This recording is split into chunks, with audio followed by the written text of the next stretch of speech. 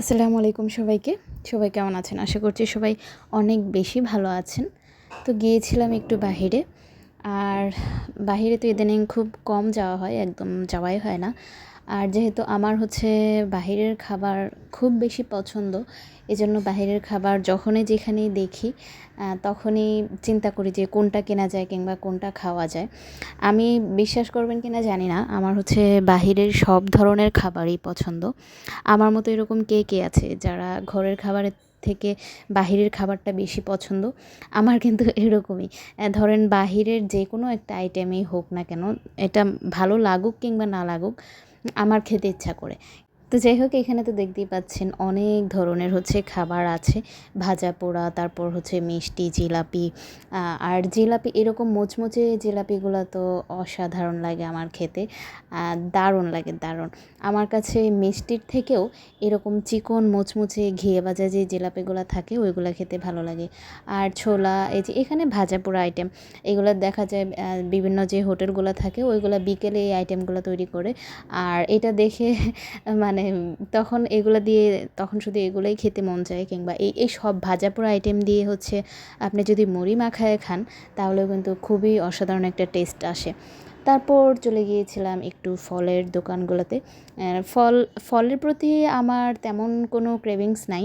তবে ফলের মধ্যে যদি আমি পছন্দের কথা বলি, সেক্ষেত্রে এখন তো আমের সিজন চলছে।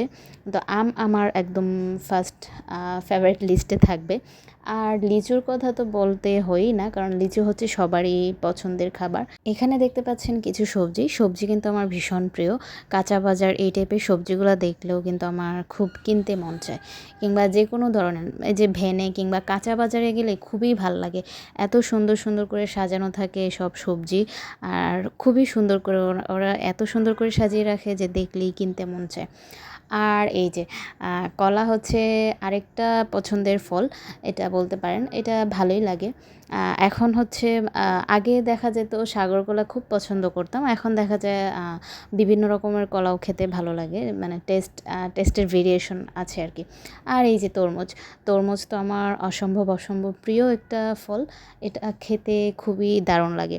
আপনাদেরকে একটা কথা বলি, যে তরমুজগুলো ধরেন কিনলেন, একটা তরমুজ মিষ্টি হলো না, এটা দিয়ে আপনারা জুস বানিয়ে খাবেন একটু বরফ দিয়ে, ঠান্ডা পানি দিয়ে। এই তরমুজগুলো যেগুলো মিষ্টি হয় না কিংবা একদম হালকা মিষ্টি থাকে, ওই তরমুজগুলো জুস বানায় খায় দেখবেন, ওইগুলো অনেক বেশি মজা লাগে। আর এমনিতে যেই তরমুজগুলো মিষ্টি হয় ওইগুলা খেতে তো আরও অনেক বেশি ভালো লাগে। তো যাই হোক, আপনাদের সাথে অনেক কথা বলে ফেললাম, অনেক কিছু বললাম। তো আজকের মতো বিদায় নিচ্ছি, আবার দেখা হয়ে যাবে নেক্সট একটা কোনো ভিডিওতে। সেই পর্যন্ত ভালোই থাকবেন, আফসানা স্টোরিজের সাথেই থাকবেন।